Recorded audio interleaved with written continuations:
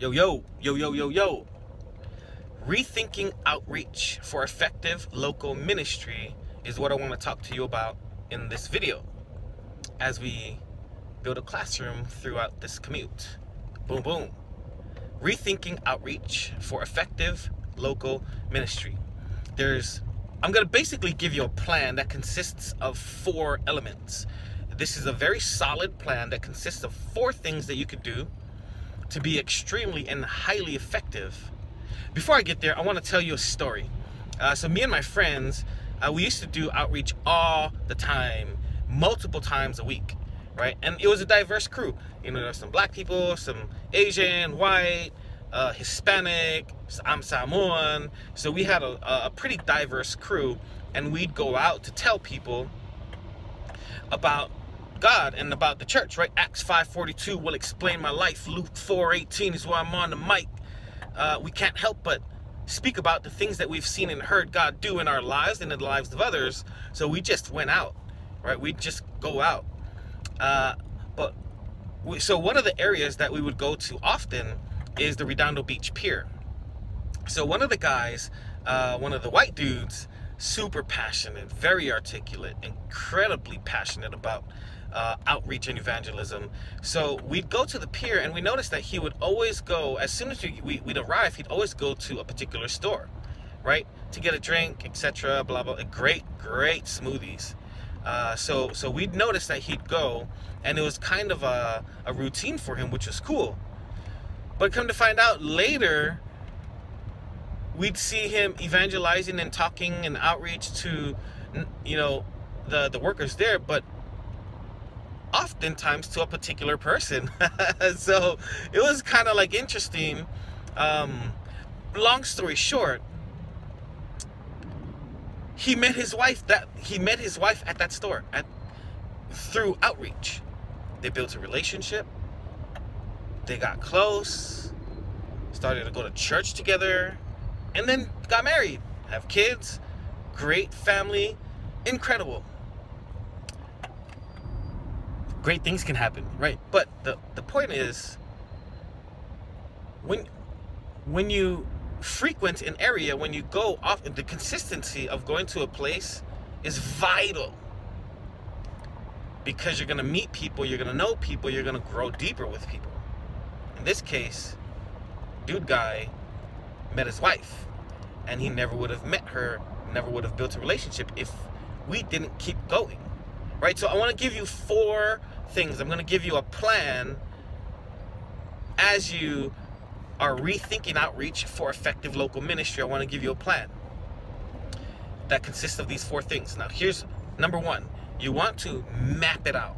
The first thing you want to do when you have a heart and you decide to take some people is you want to map it out. You can map it out by looking at, basically you look at the landscape, and then you decide.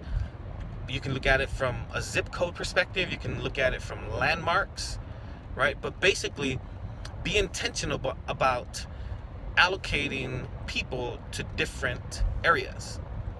If it's a big city, look at the zip codes and you say, okay, you guys are going to 90025, and you guys are going to go there for the next 3 months, every week for the next 3 months, right? You're going to find people's names, talk to them, make a connection, right?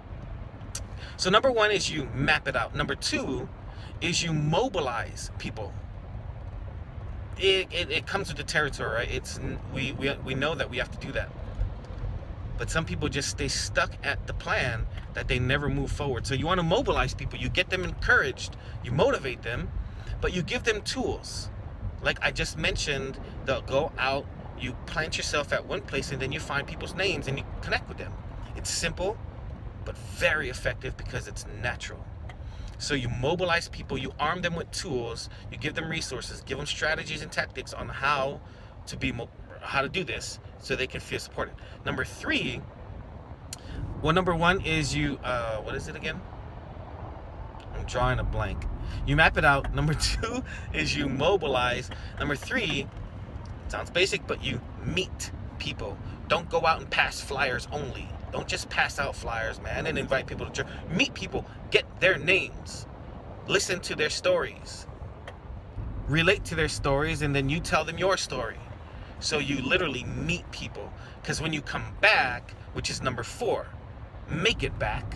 Okay? Make it back to the area.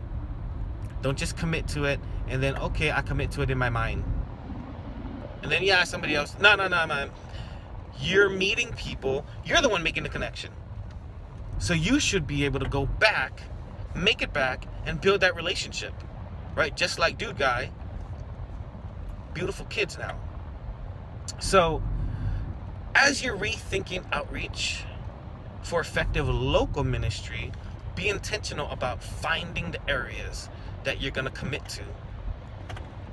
Get together, give each other some tools, mobilize yourself, give each other some tools, strategies, right, to make things work. Here's an example. That same guy uses magic, card tricks, right, to draw people and just to talk to people, but it's an icebreaker, right? Some other guys rap, right? Some other guys tell jokes and just poke fun, right?